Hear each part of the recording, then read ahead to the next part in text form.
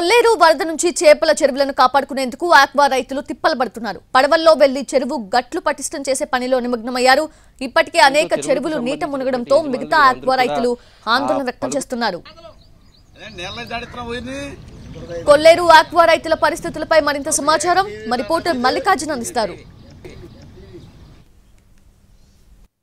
కొల్లేరులో చేపల చెరువులు మునిగేటటువంటి పరిస్థితి కనిపిస్తోంది. అంతకంతకు నీరు పెరుగుతుంటే ఆ చేపల చెరువులను కాపాడుకునేటటువంటి ప్రయత్నాలను ఇక్కడ రైతులు అలాగే కూలీలు చేస్తున్నటువంటి పరిస్థితి కనిపిస్తుంది. ఇప్పటికే వేలాది ఎకరాలు నీట మునిగింది. అన్న లోపల నీరు ఎక్కడి వరకు వచ్చింది, ఏంటి పరిస్థితి? ఇప్పుడు బాగా నీళ్ళు పోటెక్కువైపోయిందండి.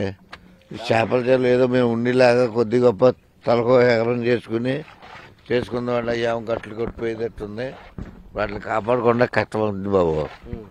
అదండి ఇప్పటివరకు ఎంత వరకు మునిగింది? నిన్నటి కంటే కొల్లేరు పెరిగిందా తగ్గిందా? పెరిగిందండి. ఇంకా ఇవాళ గుప్పుడు పెరిగిందండి. ఏ ప్రాంతాల్లో ఎక్కువగా చేపల చెరువులకు నష్టం జరిగింది మీకేనా? ఇటు కొల్లేరు ప్రాంతం అండి.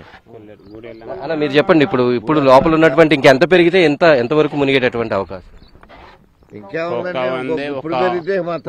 పెరిగితే కనుక గ్రామాలకి రాకపోకలకి దారులు ఉన్నాయి. ఏ గ్రామాలు లేవండి, గ్రామాలు రాకపోకలు లేవండి, ఆగిపోయినండి. ఇదిగో చూశారు కదండి, ఆపేసారు కదండి. ఏమైనా మేము చెరువులు ములుగుతున్నాయి, గట్లు కట్టడానికి పై ఆటకి వెళ్తున్నాం.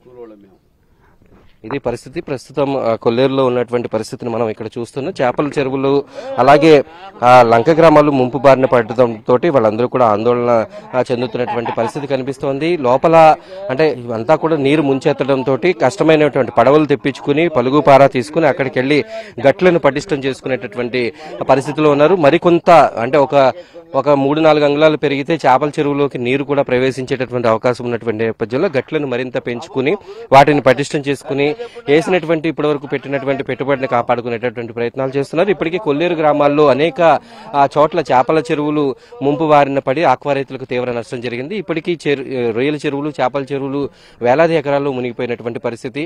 కొల్లేరు కనుక తగ్గకపోతే మరింత నష్టం అయితే తప్పేటటువంటి పరిస్థితి లేదు. వీడియో జర్నలిస్ట్ కరిష్ణ వాస్తవం, మల్లికార్జున్, కొల్లేరు లంక గ్రామాల నుంచి.